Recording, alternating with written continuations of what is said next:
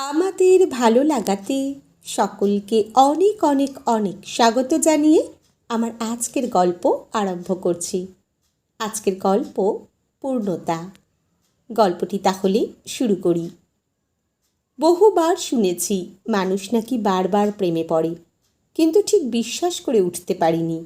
কই, আমি তো আর ভাবতে পারি না কাউকে ভালোবেসে তার সাথে সংসার করার কথা।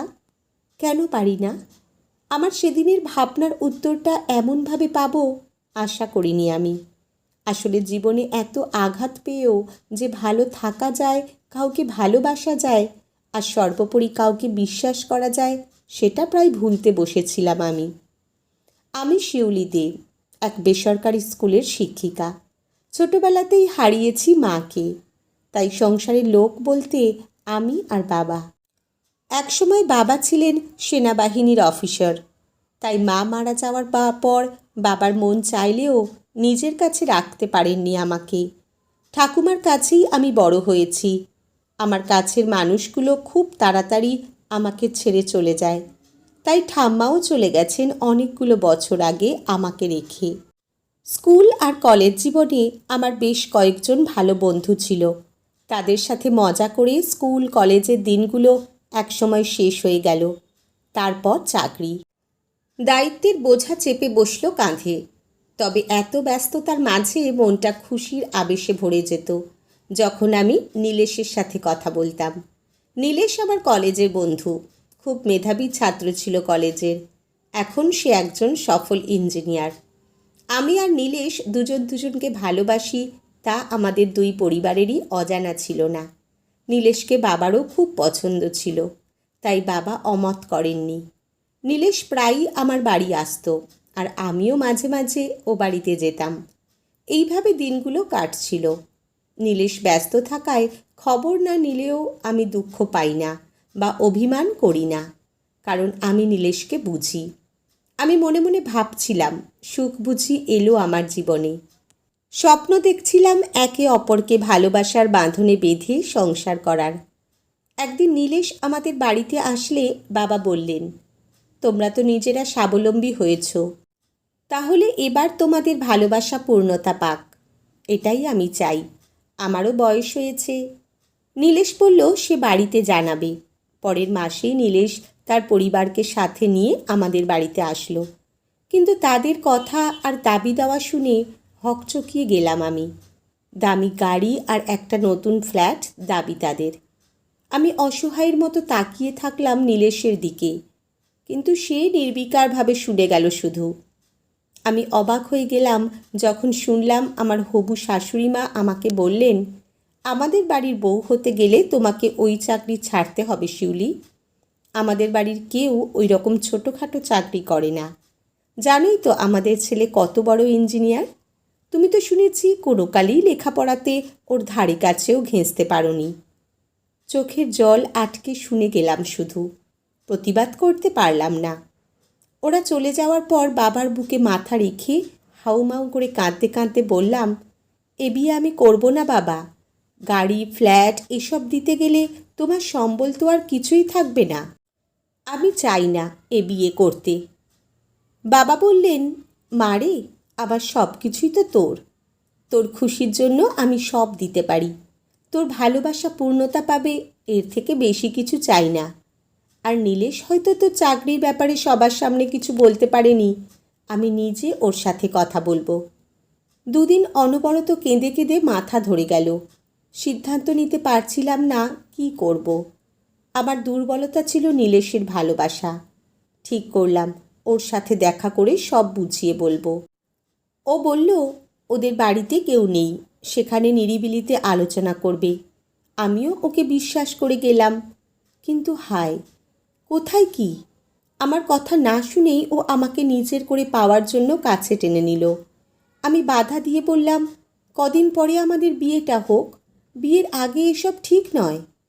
ও জোর করে আমাকে ভোগ করার জন্য ঝাঁপিয়ে পড়তেই আর নিজেকে ধরে রাখতে পারলাম না। একটা চড় কষিয়ে দিলাম ওর গালে। অপমানে রাগে দেখলাম ওর পুরো মুখটা লাল হয়ে গেছে। আমি দৌড়ে বাড়ি থেকে বেরিয়ে এলাম। সেদিন ওর বাড়ির লোক বাবাকে ফোন করে বলল, আমি নাকি ওকে নিজের করে পেতে চেয়ে কেউ বাড়িতে না থাকার সুযোগে ওদের বাড়িতে গেছি। আমার মতো নোংরা নীচ মেয়ের সাথে ওদের ছেলের আর ওদের পরিবারের কোনো সম্পর্ক নেই। বাবা খুব কষ্ট পেয়েছিলেন, আর দিনের পর দিন আমি মানসিক যন্ত্রণায় কাতর হয়ে পড়েছিলাম। খাওয়া ঘুম সব ত্যাগ করেছিলাম।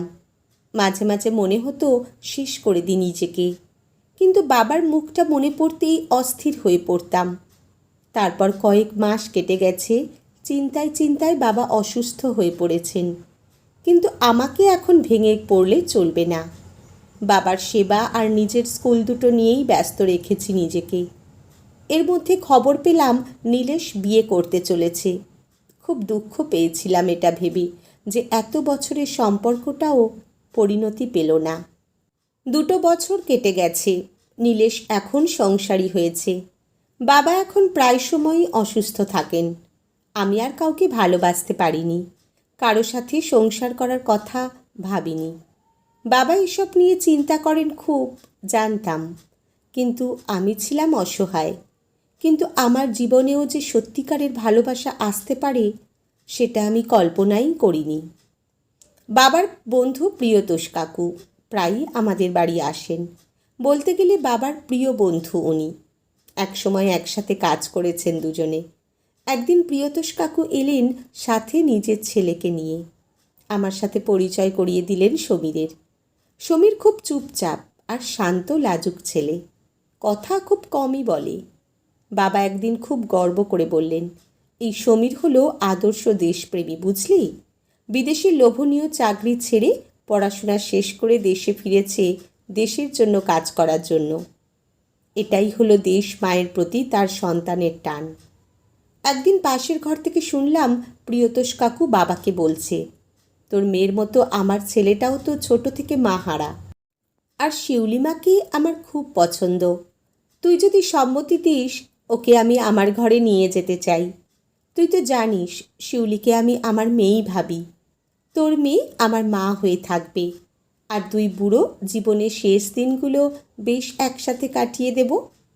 বাবা বললেন, সে তো আমিও চাই রে প্রিয়, কিন্তু মেয়েটা যে ভালোবাসার উপর বিশ্বাসটাই হারিয়ে ফেলেছে। সবই তো জানিস ওর অতীত। বাপ হয়ে এগুলো কি করে বলি ওকে বলতো? সবটা শুনলাম, আমার চোখ থেকে 2 ফোঁটা জল গড়ালো। সেটা মুছে চা দিয়ে এলাম বাবার ঘরে। রাতে ফেসবুকটা অন করেই পেলাম সমীরের বন্ধুত্বের রিকোয়েস্ট। সেদিন সারা রাত কথা বলেছিলাম চ্যাটে সমীরের সাথে। নীলেশের সব কথাই আমি ওকে বললাম, কিন্তু অবাক হয়ে দেখলাম ও বলল, অপরাধী সে যে ঠকায়, যে ঠকে সে নয়। তাহলে অপরাধী যদি মাথা উঁচু করে বাঁচতে পারে, তুমি কষ্ট পাবে কেন? আমি বললাম যে আমি তাকে বিয়ে করতে পারবো না। ও বলল, মেনে নিলাম, কিন্তু বন্ধু হতে আপত্তি আছে কি? আর না করিনি সেদিন। 1 বছর কেটে গেছে। সমীর আমার সব দুঃখ যন্ত্রণা ভুলিয়ে দিয়েছে নিজের পাগলামি আর ছেলে মানুষই দিয়ে। প্রতিটা মুহূর্তে পাশে থেকেছে আমার আর বাবার। আবার ঘুরে দাঁড়াতে শিখিয়েছে আমায়। বন্ধুত্ব ছাড়া অন্য কিছুর দাবি করেনি সে একটা দিনের জন্য। একদিন বাবা আমাকে সমীরের ব্যাপারে বলল যে সমীরকে বাবা জামাই হিসাবে চায়। আর না করলাম না আমি। বাবা আনন্দে কেঁদে ফেললেন। প্রিয়তোষ কাকু খুব খুশি, আর সমীর, তারও যে চোখে জল, সেটা আনন্দের। 2 পরিবারে খুশির বন্যা বইছে। কয়েক মাস পরেই আমাদের বিয়ে। হঠাৎ করেই আমি অসুস্থ হয়ে পড়লাম। শরীর দুর্বল হয়ে পড়ছে, বুকে অসহ্য যন্ত্রণা। সমীর আমাকে ডাক্তারের কাছে নিয়ে গেল। বিভিন্ন টেস্ট করা হলো। টেস্টের রিপোর্ট আনার পর আমি দেখলাম ও বাবার সাথে কথা বলছে। আমি ঘুম থেকে উঠে ওদের কাছে গিয়ে জিজ্ঞেস করলাম রিপোর্টের ব্যাপারে। সমীর আমার চোখে চোখ মিলিয়েই তাকালোই না, কেবল বলল, সব ঠিক আছে। আমি দেখলাম ওর চোখ দুটো লাল হয়ে আছে, চোখের কোণে চিকচিক করছে জল। কিন্তু বেশি দিন সমীর আর আমার থেকে সত্যিটা লুকাতে পারেনি যে আমার শরীরে বাসা বেঁধেছে ক্যান্সার। দিনের পর দিন কেমো নিতে নিতে চুল উঠে যেতে লাগলো।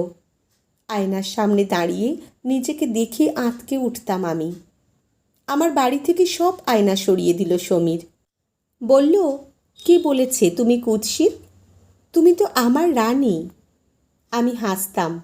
আমি বুঝতাম এগুলো সান্ত্বনা। বুঝতে পারছিলাম আমার আয়ু আর বেশি দিন নেই। দুঃখ একটাই, আমার শেষ ভালোবাসাটাও পরিণতি পেল না। কিন্তু আমাকে অবাক করে দিয়ে একদিন সমীর বলল, নির্দিষ্ট দিনেই আমাদের বিয়েটা হবে। আমি নিষেধ করলাম, বললাম, এইভাবে তোমার জীবন নষ্ট করতে দেব না। ও আমার কোনো কথাই শুনল না। কিন্তু অতদিন অপেক্ষা করারও সময় পেলাম না আমি। যন্ত্রণায় ছটফট করছি আমি হাসপাতালের বেডে। ডাক্তারবাবু বলে দিয়েছেন আমার আয়ু আর বেশি সময় নেই। চোখ মেলে তাকাতেই দেখলাম আমার কেবিনটা সুন্দরভাবে সাজানো ফুলে ফুলে। বাবা আর প্রিয়তোষ কাকুর চোখে জল। কিছু কাছের আত্মীয়রাও এসেছেন। সমীর আমার সামনে দাঁড়িয়ে বরের বেশে। তারপর সিঁদুর দিয়ে আমার কপাল রাঙিয়ে দিল ও। উপস্থিত প্রত্যেকের চোখে জল। সমীরের দু গাল ভেসে যাচ্ছে চোখের জলে। কিন্তু আমার মুখে জয়ের হাসি, সেরা প্রাপ্তির হাসি। না, আমার আর কোনো দুঃখ নেই। শরীরের যন্ত্রণাও আর টের পাচ্ছি না যেন। এক অদ্ভুত শান্তি আমার মন জুড়ে। মনে হচ্ছে আমি পৃথিবীর সবচেয়ে সুখী একজন মানুষ। কারণ আমার জীবনের শেষ পরিণতির আগে আমার ভালোবাসা পূর্ণতা পেয়েছে। আজকের গল্প এখানেই সমাপ্ত। কলমে শ্রাবন্তী মিস্ত্রি, পাঠে জয়তী। ধন্যবাদ।